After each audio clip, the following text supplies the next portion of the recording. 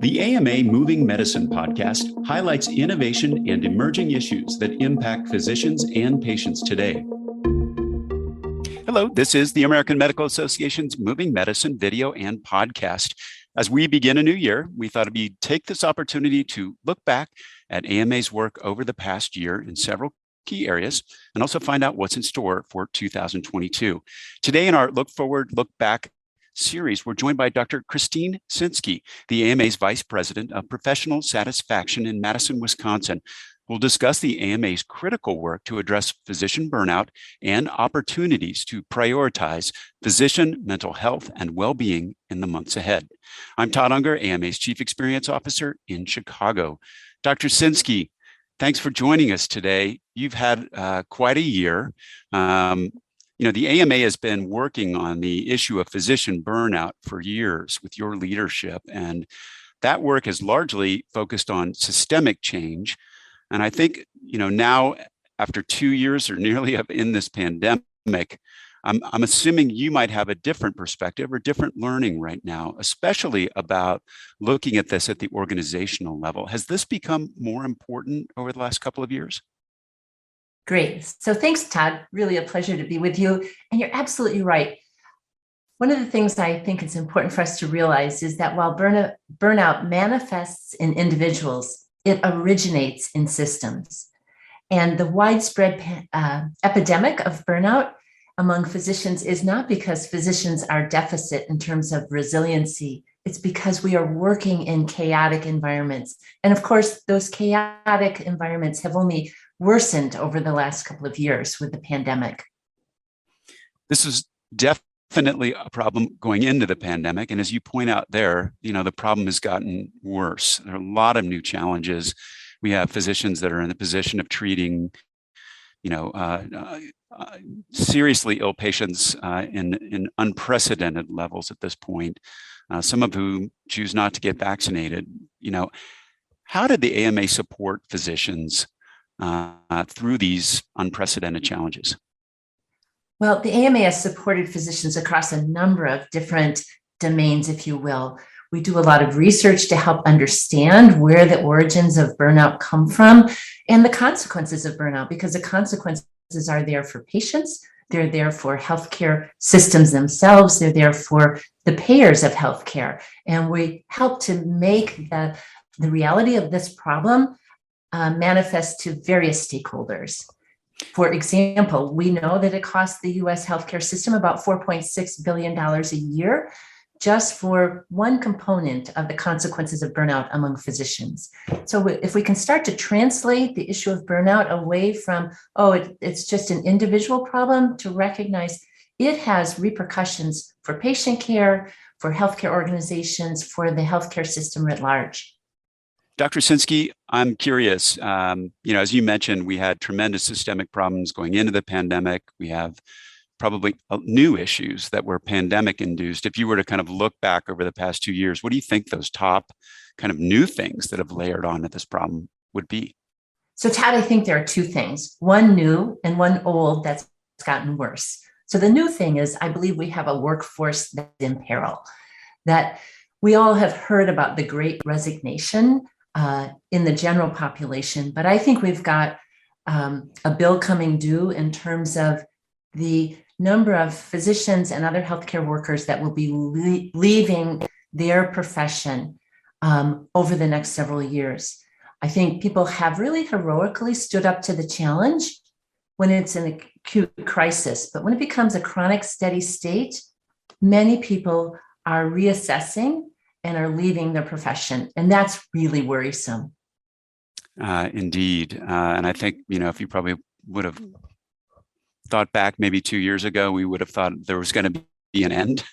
And You're right, it is now a chronic problem. And that means we have our work cut out for us, and particularly as we think about just, trying to reestablish the joy of medicine and why people got into this calling in the first place.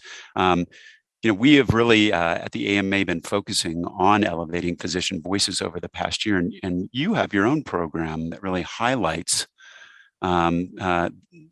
tremendous work going on in the field on this. why don't you talk about that reestablishing joy in medicine program? Sure, happy to do that as well. We have developed a number of resources to help physicians and to help healthcare leaders to increase the opportunities for joy, purpose, and meaning in work. One of those is our Steps Forward Academy, which includes online toolkits that are free and accessible. They're written by physicians for physicians. We've had over 1 million users of those toolkits since we started a few years ago. Now we have podcasts and webinars and case studies that go along with that. So that's just one of many things that we do. One particular one to highlight is we've created a de-implementation checklist. And it is a checklist that organizational leaders can look to and think, oh, those are some burdens we can remove from the backs of our physicians. And we took this checklist and we ran it past the Joint Commission, modified it slightly before we published it so that we know that everything on that checklist, for example, is kosher with the Joint Commission. Medicine doesn't stand still, and at the AMA, neither do we. AMA members are physicians like you who are shaping the future of medicine. Become a member today and join the movement. Visit ama-assn.org/movingmedicine.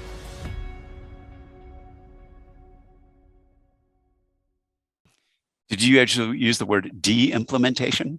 We did. I like that. Yes, and it's related to one of our Steps Forward toolkits that's called Getting Rid of Stupid Stuff.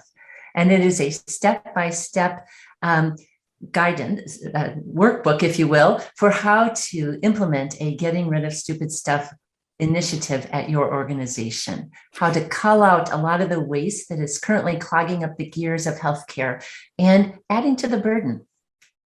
Dr. Sinsky, where would folks find resources like that? www.stepsforward.org. And going there, you will find this wealth of resources that we've made available. In addition to resources like that, I know that peer support has been a regular part of practice. And can you talk a little bit about how the AMA is helping to advance that concept across medicine? Sure. Peer support has always been part of medical culture, but over the last decade, some of the structures that help to support peer support have diminished. We don't have physician lounges any longer where physicians would gather for lunch, share stories about patients, talk about what was going on. And we don't have radiology reading rooms or relaxed Saturday morning rounds as we used to. So some organizations are creating ways to rebuild community. At the Mayo Clinic, for example, they will support small groups of 8 to 10 physicians who meet every 6 weeks for dinner on the Mayo Clinic's dime. And they will then have one question to discuss and use the rest of the time for peer support for building. Cleveland Clinic has a peer coaching program. The Mass General Brigham and many others have peer support programs.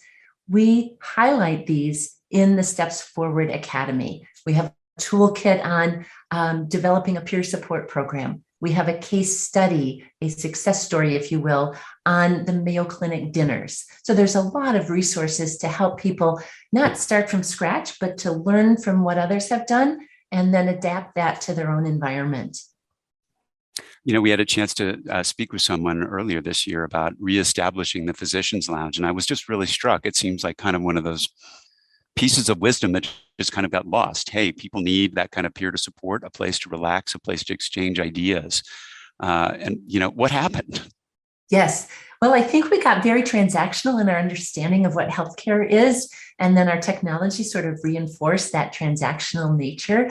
And so physicians were interacting kind of solo with their computer screen and not interacting with each other. But I think we can change that. As you look ahead to 2022, what do you think the greatest opportunities are for the AMA in improving physician satisfaction overall? So I think we have to address the workforce in peril that we've talked about. And we also have to address something that might seem much more mundane, but I think is underlying a lot of the stress that physicians are feeling. and that is their inbox. It's been said that people don't leave their jobs, they leave their bosses. But for physicians don't leave their careers, they are leaving their inbox. And there's been an exponential rise in the amount of inbox work for physicians. I had a physician colleague who said to me the other day, I am no longer going to be seeing patients in the ambulatory practice. And the reason is my inbox. I cannot manage that. I'll still do hospital rounds, but I cannot do the ambulatory clinic. So I think that we just have to address that. Is that, just talk a little bit more about what you mean there. Is it because there's so many new ways for patients and other folks to communicate with their physician, it just becomes overwhelming? Where is the inbox overload coming from? Right. Well, so the inbox comes from many sources, right? Some of it's test results and notifications, and many of those are unnecessary. So wise systems are learning that they can turn off those redundant notifications. And then some of it is that patient medical advice requests have just skyrocketed over the last year. And there's a wonderful graph that we have showing the exponential rise in patient medical advice requests that come into the inbox starting right in March of 2020. And it was at this level before COVID hit, and at this level, and it has stayed at that level. And I believe it is one of the strongest drivers pushing physicians out of practice. And yet it is a completely solvable problem. We just have to put our minds to it.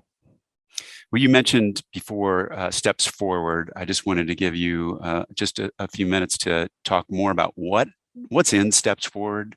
How can folks use these resources to deal with what is seemingly insurmountable problem right now? Yeah. So we have 70 different practical, actionable how-to toolkits on a variety of topics. Some are around practice efficiency. We call about 10 of them are practice fundamentals. Included in that is how to tame the inbox.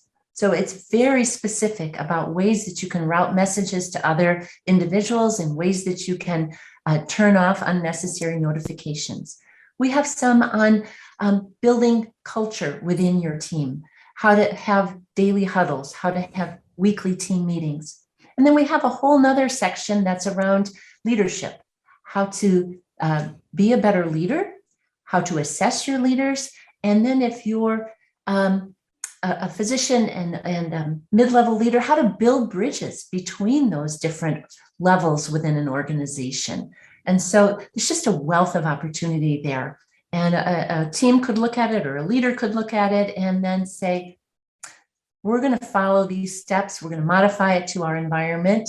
And for some, we even have some pre and post measurement suggestions if one wanted to make it into a quality improvement study. Well, Dr. Sinsky, the work that you and your team are doing, it's so important, especially right now, in terms of the research foundation that you've built, all of the data, turning that into resources that physicians and physician leaders can use, and then recognizing the people and the systems and practices out there that are putting those resources to work in successful ways. That's quite a combination.